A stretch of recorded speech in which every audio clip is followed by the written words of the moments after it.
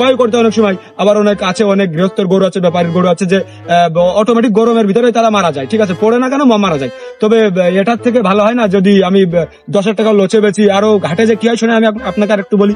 দেখা গেলো আমি হাটে নিয়ে গেলাম, হাটে নিয়ে যাই গরুর লেজের বাড়ি, এই গোবর মুখের উপরে পড়া, এই গ্যাস গন্ধ ও, তারপর হাট মালিকের খাজনা দেয়া, এই হাট মালিক হেনে না ভাই অমুক জায়গায় সরা, অমুক জায়গায় না তমুক জায়গায় দাও, হেনে চুনা পরিষ্কার করা, হেনে করে দিয়া।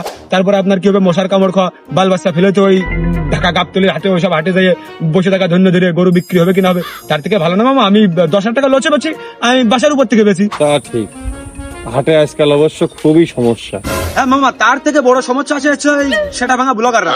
ওরা কি করে, ওরা হাটে যাবে কোনো কাজ কামে 2-4টা ভিউয়ের জন্য, মামা মুখের উপরে খুঁজানি ধরে, মামা এই গরুটার দাম কত, এই গরুটা কি জাতের, কি প্রজাতির, কি খায়, কি করে, গোয়ালি কি রাখেন, কিভাবে আগে, কিভাবে কি করেন, এই গোবর দিয়ে কি করেন, কি খান, কোন কি করেন, কোথা থেকে নিয়ে আসলেন, কত দাম হলে বেচবেন, কোন প্রজাতির গরু, কি দিয়ে কি।